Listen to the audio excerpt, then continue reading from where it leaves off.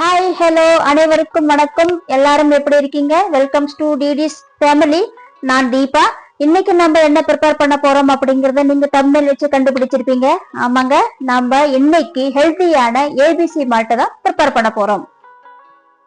நம்ம வழக்கமா வீட்டுக்கு வாங்கக்கூடிய வெஜிடபிள்ஸ் ஃப்ரூட்ஸ் வச்சுதாங்க நம்ம இந்த பவுடரை ப்ரிப்பேர் பண்றோம். கடையில வாங்கக்கூடிய பவுடர்ல பாத்தீங்க அப்படின்னா என்னென்ன அதுல இன்கிரீடியன்ஸ் போட்டிருக்காங்கன்னு சொல்லிட்டு நமக்கு தெரியாது, நம்ம அதை படிச்சு பார்த்தது கூட கிடையாது. பட் இது பாத்தீங்க அப்படின்னா நமக்கு என்னென்ன தேவையோ அந்த பொருட்களை வச்சு அந்த இன்கிரீடியன்ஸ் வச்சு நம்ம இந்த மெத்தடை வந்து ப்ரிப்பேர் பண்ணியிருக்கிறோம். ரொம்பவும் ஈஸியான ப்ரிப்பரேஷன் மெத்தடு, ரொம்பவும் ஹெல்த்தியான பவுடரும் கூட. வாங்க வீடியோக்குள்ள போயிட்டு இது எப்படி ப்ரிப்பேர் பண்றதுன்ட்டு நம்ம பார்ப்போம். இப்போ பாத்தீங்கன்னா நான் ஒரு ஆப்பிள், சின்னதா ஒரு 4 கேரட்டு, 4 பீட்ரூட்டை வந்து தோல் சீவி கிளீன் பண்ணி துருவி வச்சிருக்கிறேன். நம்ம துருவின இவங்களை மிக்சி ஜார்ல சேர்த்து நல்லா ஃபைனா அரைச்சிக்கலாம்.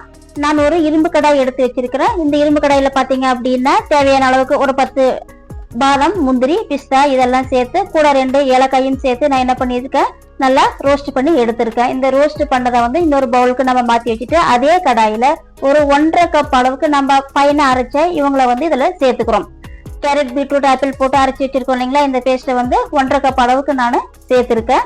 ஸோ எந்த கப்ல நாம மெஷர்மெண்ட் பண்ணமோ, இந்த பேஸ்ட் வந்து எந்த கப்ல நம்ம மெஷர்மெண்ட் பண்ணமோ அதே கப்ல 1.5 கப் அளவுக்கு நான் வந்து ஒயிட் சுகர் எடுத்திருக்கேங்க. நான் ப்ரௌன் சுகர் இன்னைக்கு சேர்க்கல. உங்களுக்கு ப்ரௌன் சுகர் தேவை அப்படின்னா நீங்க ஆட் பண்ணிக்கலாம். ரெண்டுத்தையும் இதை ஆட் பண்ணதுக்கு அப்புறமா நல்லா கலந்து விட்டுடணும். கலந்து விட்டதுக்கு அப்புறமா நான் பாத்தீங்க அப்படின்னா ஒரு 1/2 ஸ்பூன் அளவுக்கு நெய் சேர்த்திருக்கேங்க. இந்த நெய் அப்படிங்கிறது ஆப்ஷனல் தான், உங்களுக்கு தேவைன்னா நீங்க யூஸ் பண்ணிக்கலாம், இல்லாட்டி ஸ்கிப் பண்ணிடலாம். இதை சேர்த்ததுக்கு அப்புறம் ஒரு 5 மினிட்ஸ் நம்ம கிளறிட்டே இருந்தோம் அப்படின்னா இவங்க கொதிக்க ஆரம்பிச்சிருவாங்க. இந்த கொதிக்கிற ஸ்டேஜ்ல பாத்தீங்க அப்படின்னா இது சைட்ல மேலையெல்லாம் தெரிச்சு விழும். இந்த மாதிரி இது தெரிச்சு விழாம இருக்கணும் அப்படின்னா நம்ம இது மேல ஒரு மூடி போட்டு மூடி வச்சுக்கணும். அதுக்காக மூடியை வச்சிடக்கூடாதுங்க. 2 to 3 மினிட்ஸ் கேப்ல நம்ம அப்பப்போ இந்த மூடியை ஓபன் பண்ணி கிளறி விட்டுக்கிட்டே இருக்கணும். அப்படி இல்லை அப்படின்னா இது வந்து கட்டியாக ஆரம்பிச்சிடும். இந்த மாதிரி இவங்களை அப்பப்போ மூடி ஓபன் பண்ணி நம்ம கிண்டி விட்டுக்கிட்டே இருக்கணும். ஓரளவுக்கு நம்ம கிண்டி விட்டுட்டே இருந்தோம் அப்படின்னா ஒரு ஸ்டேஜ்ல இது வந்து லைட்டா கெட்டியாக ஆரம்பிச்சிடும். இதே மாதிரி இது கெட்டி ப்ரிப்பரேஷன்ல வந்துட்டே இருக்கும். சைட்ல பாருங்க எப்படி எல்லாம் தெரிச்சு விழுந்திருக்கு அப்படின்ட்டு. அது தெரிச்சு விழுந்தாலும் விழுந்துட்டு போதுங்க. தயவு செஞ்சு கையில தொட்டுடாதுங்க, கையில ஒட்டிக்குது. அப்புறம் கையெல்லாம் வந்து கொப்பளம் போட ஆரம்பிச்சிருது. அதனால அது தெரிச்சு கீழே வேஸ்டா போனாலும் பரவாயில்ல, நீங்க அதை தொடாதீங்க. இப்ப நம்ம ரோஸ்ட் பண்ணி வச்சிருந்தோம் இல்லைங்களா நட்ஸ், ஸோ அதையெல்லாம் பவுடர் பண்ணி சேர்த்துக்கணும். சேர்த்ததுக்கு அப்புறம் பாத்தீங்கன்னா நம்ம இதை கைவிடாம கிண்டிக்கிட்டே இருக்கணுங்க. எப்போ கொதிக்கிற ஸ்டேஜ் நின்று கொஞ்சம் கெட்டிப்பட ஆரம்பிக்குதோ அந்த ஸ்டேஜ்ல இருந்து இது ஃபுல்லா ப்ரிப்பேர் ஆகி வர்ற வரைக்கும் நம்ம கைவிடாம கிண்டிக்கிட்டே இருக்கணும்.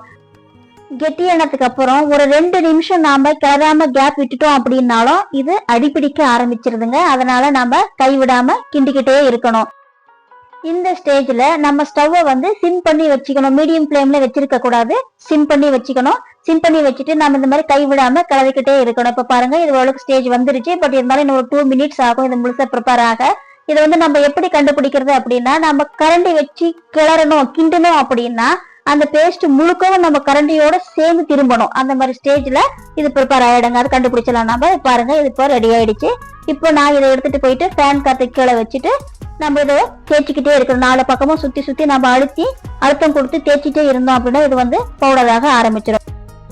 ஸ்டவ் மேல இருந்த ஸ்டேஜுக்கும் இப்போக்கும் பாருங்க எவ்வளவு வித்தியாசம் இருக்குன்ட்டு. ஓரளவுக்கு பாருங்க பவுடராக ஆரம்பிச்சிருச்சு. என்னுடைய கடாய் கொஞ்சம் சின்னசு, பட் நான் எடுத்த குவான்டிட்டி கொஞ்சம் அதிகம் அப்படிங்கிறதுனால கிளறும் போது கொஞ்சம் கீழே எல்லாம் தெரிக்குது.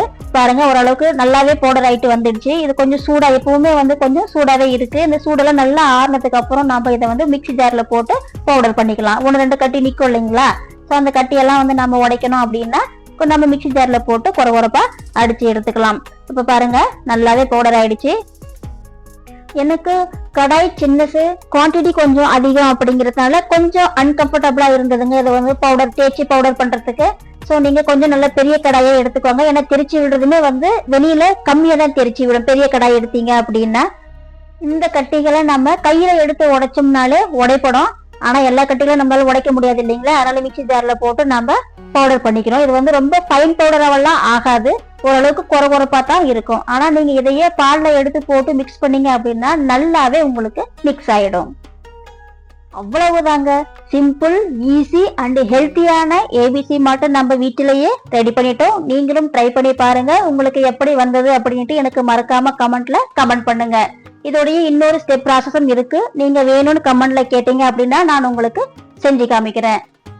அது வரைக்கும் நன்றி, வணக்கம். தேங்க்ஸ் ஃபார் வாட்சிங்.